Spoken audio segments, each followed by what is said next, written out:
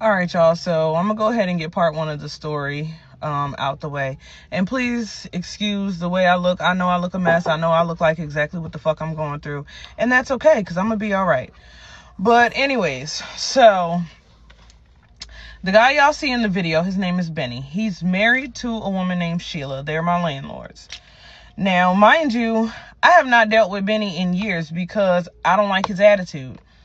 I've been told his wife this. I told her years ago. Like, I think this less than a year after me moving in, I told her, like, hey, I'll only be dealing with you. I don't want to deal with your husband because he's rude and I don't like the way he speaks to me. So back in November, I contacted Sheila. I let her know, hey, my toilet is leaking. Like, it's all like the tiles behind my toilet were coming up. There's constantly like a puddle of water on my floor by the toilet. And I mean, my boys are 7 and 8. Like, I know, like, at first, don't get me wrong, I'm not gonna lie, I know little boys are nasty. So I'm like, damn, are these little niggas peeing on my floor?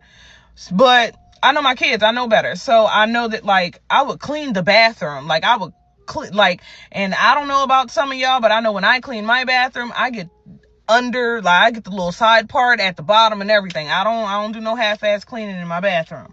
So, like, I would notice even after I clean, like, there would still be like a little puddle of water on the floor or whatever. So I contacted her. I let her know, like, hey, this is going on with the toilet. I need you to send someone to fix it because I don't want to have a high water bill.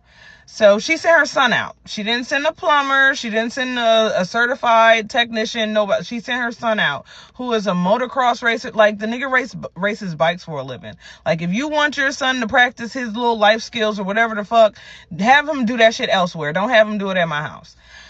But so that's what happened. She sent her son out to put, I think she said, wax paper down or something. I don't know. I'm not a plumber, so I thought whatever she was sending him to do, like, the shit was gonna fix it. So I didn't know that whatever the fuck he did, you know, he ain't fixed shit.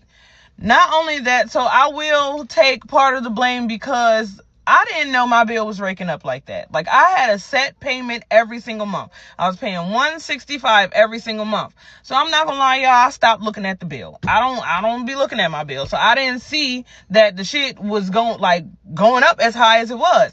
Mind you, the shit only been accruing like that since November. For me and 2 kids. That's all that lives in my house. Ma'am, that sounds crazy. If you don't have a fixed rate for whatever the bill is, and it sounds like you're not the most well off in the world, then how can you afford to not be paying attention to the bill and it's not on a fixed rate?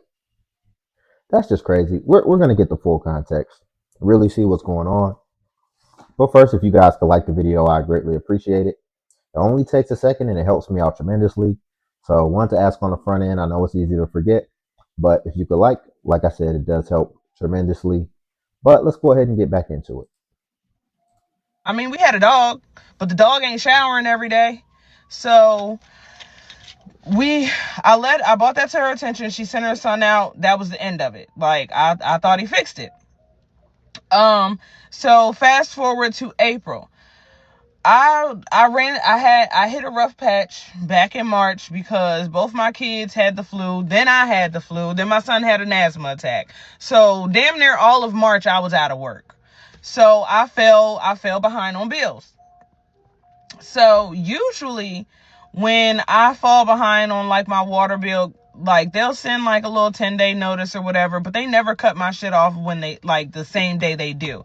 The same day that they say the 10-day notice is up. They usually wait like 7 days after that because, trust me, I mean, you know, shit is hard right now. Hold on a second. I need to hear that excuse because she threw a lot into one excuse. Because it sounds like the main situation is you fell behind on your bills, but you gave like multiple excuses why you fell behind on it, and none of it really seemed like you were being accountable, to be honest. So I just want to make sure I heard everything correctly. So fast forward to April. I hit a rough patch back in March because both my kids had the flu, then I had the flu, then my son had an asthma attack. So damn near all of March I was out of work. So I fell behind on bills. That's what I was trying to understand how this correlated to the out of work thing. 'Cause I heard her say something about work, but she also mentioned being sick and all this type of stuff. So you were out of work for over a month? Over a month? I fell behind on bills. So usually I had an asthma attack. So damn near all of March I was out of work. So I fell behind on bills. So usually when I fall behind on like my water bill, like they'll send like a little 10-day notice or whatever, but they never cut my shit off when they like the same day they do. The same day that they say the 10-day notice is up. They usually wait like 7 days after that because trust me, I mean, shit is hard right now. Like I've had shut off notices before and they have never cut my shit off that fast. So mind you, I had just come off of spring break. I work at a school. I work at a middle school. So I had just come off of spring break when the water bill was due. So I didn't get paid that week. So I was going to pay it the following Monday, which was May 5th. So the water got turned off.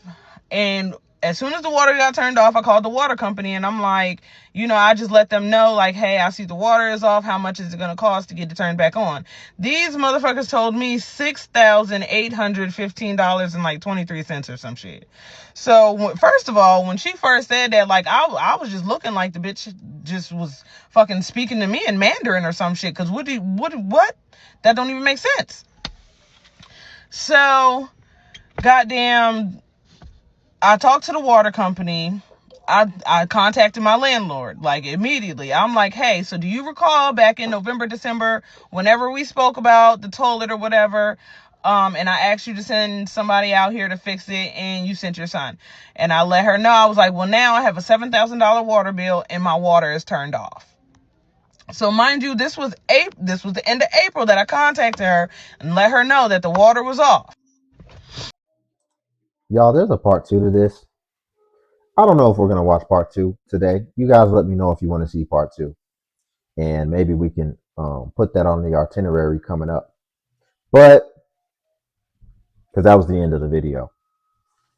But, okay. Let's say that your bill did come up to where you owe over $6,000 because, you had that leak or whatever and it was dripping. It's not fair, in my opinion, to try to push off blame on the landlord, right? And try to say, well, I'm not going to pay my rent, if that's where she's going with this, because ultimately the point of this video is she's saying she got illegally evicted. So that means at some point she did something to where they were able to, what she thinks is illegal, but clearly they legally did it, right? But you can't try to just put that off on them like they're responsible for that bill, when had you have told them ahead of time, then they could have taken it more serious, right? I you that's too long to be going and not checking your stuff. Really put this into perspective. Is anybody having a water bill over 100? Let's just say a huge number. Let's say $200 water bill, right? Extrapolate that over the time period, or excuse me, the balance, right? That would be what? At least a year? At least a year of her not checking not one bill you didn't check. And you're not even on a fixed rate plan. And you missing work as well. How do you have the luxury to just sit up and you don't even look at the bills? Well, I'll tell you. Because a lot of times people don't want to see what the bills are. A lot of people don't feel like they should have to pay bills, to be honest. They should have to pay rent, all this type of stuff. They try not to look at it. People do that with student loans as well. And then they're surprised when they look up 5 years later And their 30K student loan balance is a 100K student loan balance because you're not looking at it. We have to stop trying to pretend like things don't exist and things aren't happening. So yeah, that's a wild one.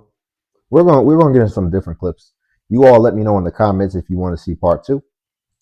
Guys, I'm back from court, and unfortunately, you're not gonna like what happened today. I'm gonna try not to cry. So, I got in there, they had this long video we had to watch, and then the judge made his big speech.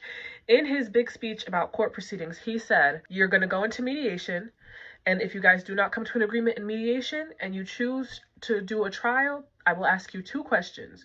Do you dispute the amount of rent owed? And do you have the money to pay? And then he went into a little bit about Marini cases, which applies to me. So when he said that, I knew, yes, I am disputing the amount owed, and yes, I have the money.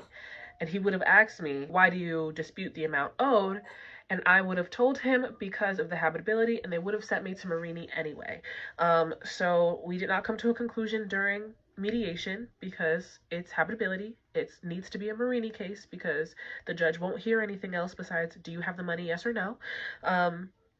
So when we requested a Marini hearing, the judge did the exact opposite of what I thought going into court. I thought going into court that I would hold on to my money, the judge hears my case, and then makes a determination on, do I have to give them all of the money I came to court with, or do I get to keep some of the money because of the habitability of the apartment. What actually is happening is that I have to pay them not only September, October, November, December, January, but I now also have to pay February, plus their attorney's fees for going to court today. So that is an extra $1,700 that I did not anticipate having to pay today. So I have to pay that by 4:30, or there will be a default against me and I will just be evicted. And you'll still get They evicted. did not hear my case. I came super prepared, and they will hear my case on March 4th, which is exactly 1 week after the lawsuit, which the judge doesn't even know I have a lawsuit against these people. All he asked me is, do you have the money, yes or no? Will you be able to pay the $8,000 by 4:30, yes or no? I need to come up with $1,700 before 4:30, or my case does not get heard and I am just put out. And I'm gonna try not to cry. I'm already feeling like I'm gonna cry. But the one thing that really, really broke my heart was that every single Black person who went up there, who ended up getting evicted today, the judge asked them, do you have anywhere to go? You're gonna be evicted on blah, blah, blah date. Do you have anywhere to go? Every single Black person said no. And that really sucked to see. But yeah, I gotta come up with $1,700 in 3.5 hours just to even be heard. All right, you guys. Well, I mean, inhabitability, I'm not sure what she means by that. But what I did hear was her list out how many months she's gone without paying. Here's the thing. Words mean things.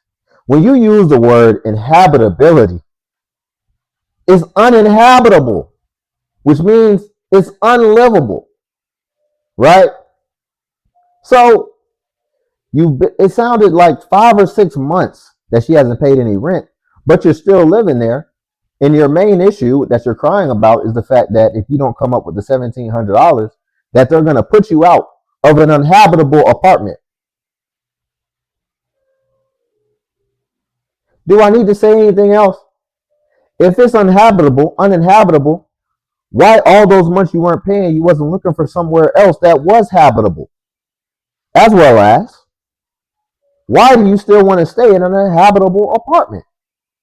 It's uninhabitable. That means it's not for humans to live in.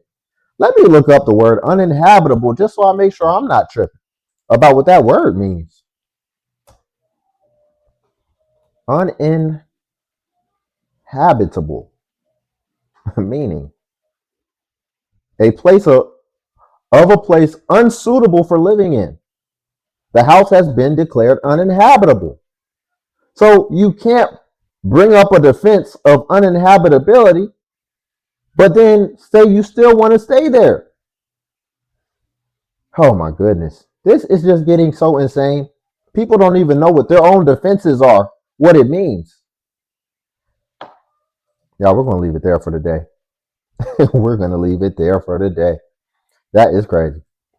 But if you could like the video, I greatly appreciate it. Only takes a second, and it actually does help me out tremendously. So if you could do that, I would greatly appreciate it. Also, if you could hype the video. Hype is a new feature on YouTube that helps smaller content creators like myself. And basically, when you hype, it actually pushes smaller content creators to the scale that it pushes the larger content creators. So you just press the hype button just like you press the like button, and then it'll show you the points. And sometimes it's not there. So if it's not, then don't worry about it. A like helps tremendously, or you could do both. That would be even more appreciated. But also Patreon link below if you want to see self-improvement content. And until then, I'll catch you in the next video.